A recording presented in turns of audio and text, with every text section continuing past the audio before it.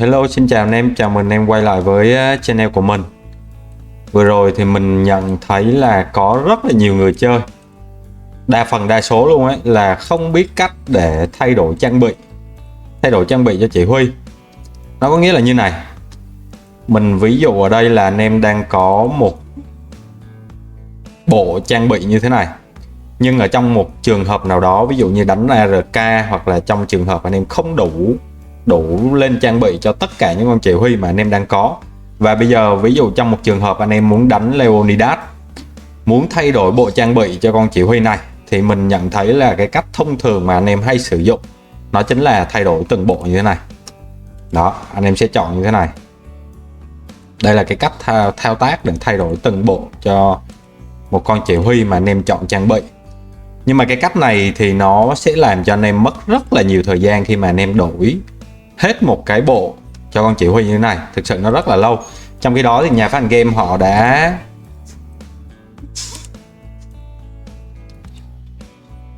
đã có một cái đợt cập nhật update và đã để cho anh em có thể thay đổi cái cách về trang bị được nhanh hơn.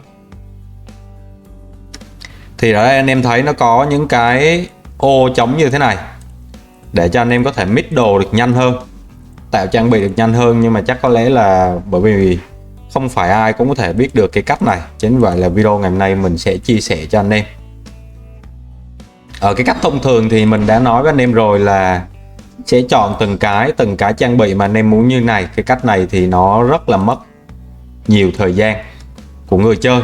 Thay vậy nếu bây giờ có một con chỉ huy, ví dụ như là con Quan Vũ anh em đã có đồ rồi, bây giờ anh em muốn thay đổi sang con Leonidas rất nhanh, thì cái thao tác nó sẽ được thực hiện như sau. Trước mắt thì anh em bấm vào con chỉ huy này.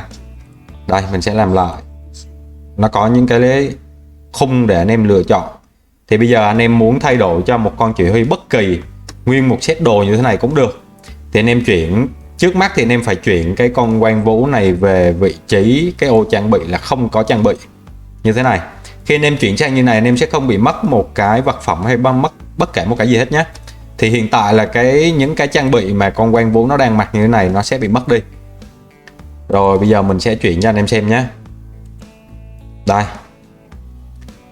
Thì là con chỉ huy này nó sẽ không mặc những cái bộ trang bị như thế này nữa. Đó, nó sẽ là những cái ô trống như thế này. Và nếu muốn chuyển lại thì anh em chỉ việc bấm chuyển thì nó sẽ quay lại như thế này. Đó. Còn bây giờ mình sẽ thực hiện cái thao tác, nó chính là chuyển trang bị cho một con chỉ huy khác, trong trường hợp mà anh em không có đủ trang bị để trang bị cho tất cả những chỉ huy mà mình chơi, hoặc là anh em muốn thay đổi một cái trang bị nào đó để chơi nó được tốt hơn, thì anh em có thể làm theo cái cách của mình. Rồi thì hiện tại là anh em đã thấy rồi, Quan Vũ hiện tại không có đồ, nó đang nằm trong cái khung thứ hai là cái khung không có trang bị. Rồi bây giờ anh em sẽ chuyển sang cái con chỉ huy mà anh em muốn có cái trang bị này. Sau đó anh em add. Đây là ô trang bị trống nhé. Cái thao tác này anh em buộc phải làm một lần. Đây là cái trang bị trống của nó nè. Mình phải làm ngay từ đầu để cho một số anh em không nắm được có thể nắm được dễ hơn. Cái bước này là bước cơ bản, là anh em buộc phải làm từ đầu rồi, không thể nào mà làm tắt được nhé anh em. Rồi mình sẽ add nguyên cái bộ mà con Quan Vũ nó đang mặc nhé.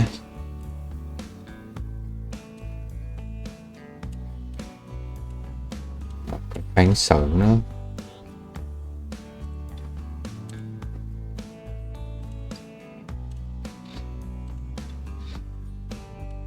Rồi đây. Rồi đây là một bộ đồ của Quan Vũ nó đang mặc. Rồi như vậy là bây giờ anh em đã cài đặt xong cho cái bộ đồ của con tướng mà anh em muốn chuyển đi chuyển lại, chuyển qua chuyển lại cho những cái cặp tướng mà anh em muốn rồi. Thì bây giờ cái cách đầu tiên mình sẽ thực hiện lại từ đầu, có nghĩa là xóa trắng cái trang bị cho con Leonidas. Có nghĩa là bây giờ mình sẽ không cho nó đeo nữa, mình sẽ chuyển sang nó cái ô thứ hai như thế này. Rồi sau đó quay trở lại từ đầu nhé, là quay trở lại con Quan Vũ như thế này. Hiện tại nó cũng không đang mặc đồ. Thì anh em đã có sẵn một cái set đồ như thế này rồi. Bây giờ mình sẽ thao tác lại từ đầu. Rồi như vậy là xong quá trình cài đặt trang bị mà anh em muốn chuyển từ con này sang con khác. Và bây giờ là cái thao tác để anh em chuyển từ cái con đang có trang bị sang một con không có trang bị, sau khi anh em đã cài đặt cho nó xong hết rồi. Thì cái thao tác này rất là nhanh. Bây giờ anh em muốn chuyển đồ sang cho con Leonidas như thế này đúng không? Thì bây giờ anh em chỉ cần việc là thay vì con Quang Vũ nó đang đeo đồ, anh em có thể chuyển nó sang một cái vị trí không đeo đồ, không mang trang bị như thế này. Đây là cái ô không mang trang bị nè. Hiện tại nó đang nổi màu vàng, cái viền vàng anh em thấy nè. Rồi sau đó anh em chuyển sang con Leonidas và anh em bấm vào cái loát đầu tiên. Thì anh em coi như là anh em đã chuyển xong cái bộ trang bị cho con chỉ huy này rồi, sau khi anh em đã cài đặt các thứ như cái lúc trước video mình đã chia sẻ rồi nhé. Rồi bây giờ chỉ việc anh em chỉ cần bấm chuyển thôi là cái thao tác anh em đã thực hiện chuyển đồ cho một con chỉ huy không có đồ rất là nhanh, từ một con có đồ sang một con không có đồ rất là nhanh. Rồi bây giờ anh em ví dụ trong trường hợp anh em không muốn đánh con Leonidas nữa và anh em Leonidas đang giữ đồ, không muốn chơi con Leonidas này nữa, thì anh em cũng có thể chuyển lại cho con Quang Vũ này cũng rất là nhanh. Và chỉ việc bấm vào cái thao tác này thôi. Nhưng mà khi bấm vào cái thao tác này anh em để ý trên cái màn hình bây giờ anh em thấy là Leonidas nó đang mặc cái trang bị này. Chính vậy khi muốn bấm để chuyển đồ cho con Quang Vũ, anh em buộc phải bấm vào con Leonidas và thay đổi cái thiết bị cho nó thành là không mang trang bị. Bấm từ cái loát 1 sang cái loát 2 là không mang trang bị như thế này. Thì nó sẽ không bị mất cái phần cài đặt của anh em nhé. Lưu ý cái này anh em lưu ý nhé. Rồi bây giờ anh em chỉ việc bấm chuyển cho con Quang Vũ là nó sẽ không bị mất. Cái bộ nhớ anh em lưu ở cái phần 1 của con Leonidas nó sẽ không bị mất. Chứ còn nếu như anh em vẫn để cái trang bị như này, anh em không thay đổi xuống dưới này nhé, anh em vẫn để như vậy. Sau đó anh em chuyển sang cho con Leonidas và bấm vào phần này. Khi đó anh em sẽ thấy được cái mục nó hiển thị là Quang Vũ nó đang đeo cái bộ đồ này. Thì nếu bây giờ anh em bấm chuyển như thế này thì nó sẽ bị mất cái cài đặt mà anh em lưu vào lúc đầu. Đó là cái mình muốn lưu ý mà anh em nên để ý cái đấy, không là anh em sẽ phải mất công mất cái thao tác để cài đặt lại ngay từ đầu như cái đoạn đầu video mình có chia sẻ. Rồi bây giờ cách đơn giản mình sẽ thao tác lại nhé. Bây giờ mình ví dụ mình có con Quang Vũ đang đeo một cái bộ trang bị như thế này, mình không muốn con Quang Vũ đeo nữa và mình muốn chuyển nó sang một con Leonidas. Thì bây giờ cái cách đơn giản nhất là chuyển nó sang một cái loát không có đồ. Rồi sau đó khi anh em đã cài đặt xong cái bộ đồ của Leonidas như thế này, thì hiện tại Leonidas đang không có đồ, anh em chỉ cần bấm vào cái loát 1 và anh em bấm chuyển rất là nhanh là con Leonidas đã thay đồ, là nó sẽ có trang bị và con Quang Vũ hiện tại không có trang bị. Và rồi muốn trả lại nó thì cái thao tác cũng rất đơn giản, anh em bấm vào cái loát 1, bấm lưu thì hiện tại là Leo cũng không mang đồ. Sau đó anh em chuyển sang Quang Vũ, anh em bấm vào cái loát 1, anh em lưu là được. Nhưng mà cái này anh em lưu ý khi mà anh em bấm, ví dụ trong trường hợp mà anh em chưa chuyển sang cái con tướng đang mang trang bị sang một cái loát không có đồ như thế này, thì nó sẽ hiện đồ của con tướng.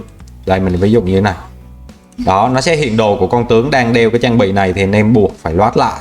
Cái này nó hơi lằng nhằng một chút, nhưng mà hy vọng là nếu mà cái cách diễn tả của mình là không tốt thì anh em có thể nhìn cái cách mà mình nãy giờ mình chuyển đổi trang bị, thì hy vọng là anh em cũng sẽ hiểu được nếu như cái cách diễn tả của mình nó không được tốt lắm. Rồi và giờ thì mình hy vọng là anh em cũng đã có cái cách để có thể thay đổi trang bị tướng rất là nhanh.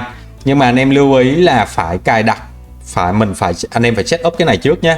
Ví dụ như vậy đi, con Nebu mình đang có đồ như này đúng không?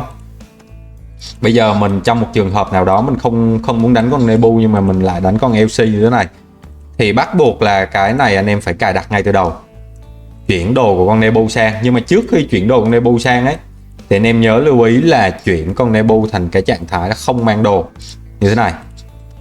Đó, hiện tại nó đang ở trạng thái là không mang trang bị. Sau đấy thì anh em chỉ việc là chuyển sang con LC và sau đấy thiết lập cái trang bị này cho nó, thiết lập cái trang bị mà nãy giờ anh em đang làm ấy. Đó, thiết lập những cái trang bị của con Nebu vào. Sau đấy thì rất là đơn giản, anh em cũng lặp đi lặp lại cái cách thức mà mình làm ngay lúc đầu thì là anh em sẽ có trang bị. Và anh em lưu ý là cái cách này nó sẽ không tốn cái mất một cái gì của anh em. Ví dụ như là như anh em tẩy lại cái cây tài năng các thứ thì anh em sẽ mất vật phẩm, nhưng mà cái này thì sẽ không mất gì hết. Nhà phát hành game họ đã làm những cái loát để lưu những cái trang bị. Và đương nhiên thì nó sẽ có nhiều cái cách mix khác nữa, nhưng mà cái cách này nếu mà set theo bộ thì anh em sẽ chuyển sẽ nhanh hơn. Còn nếu set về mỗi con một cái này cái kia thì mình nghĩ là mix từng cái rồi. Ví dụ như anh em muốn đổi một cái trang sức thôi thì cái này thì nó nhanh, anh em chỉ thao tác một trong hai cái vật phẩm thì nó nhanh. Nhưng nếu mà đổi nguyên một cái set đồ như thế này, nguyên một cái bộ đồ như thế này thì nó sẽ khá mất thời gian. Thì thay vậy anh em sẽ bỏ một chút thời gian anh em lưu những cái cách lưu đồ như thế này. Đó, lưu đồ như thế này, sau đó anh em chỉ việc dùng một cái thao tác là chuyển đi chuyển lại, như vậy là nó đã hoàn thành rồi. Ok, như vậy là video clip ngày hôm nay thì mình đã chia sẻ cho anh em về cái cách làm sao để cài đặt một cái bộ trang bị chuyển đổi giữa hai con chỉ huy rất là nhanh trong cái trường hợp anh em muốn thay đổi trang bị cho chỉ huy cực nhanh. Thì thay vì lúc trước hoặc là nhiều người không biết chơi, chưa tìm hiểu ra được cái này, thì có thể là cái cách thay đổi trang bị nó rất là truyền thống, là thay từng món từng trang bị một. Nhưng bây giờ thì anh em đã có được cái cách nhìn tốt hơn. Hy vọng qua video này, nếu như cái cách diễn tả của mình không tốt thì anh em có thể xem cái cách mà mình thao tác trên cái video và thực hiện theo, thì anh em sẽ có được cái cách thay đổi trang bị rất là nhanh. Rồi, video clip đến đây là hết rồi. Nếu mà anh em thấy hay, nhấn cho mình xin một like, ủng hộ cho mình một subscribe. Rồi, cảm ơn anh em đã xem video. Hẹn gặp anh em ở những video lần sau nhé.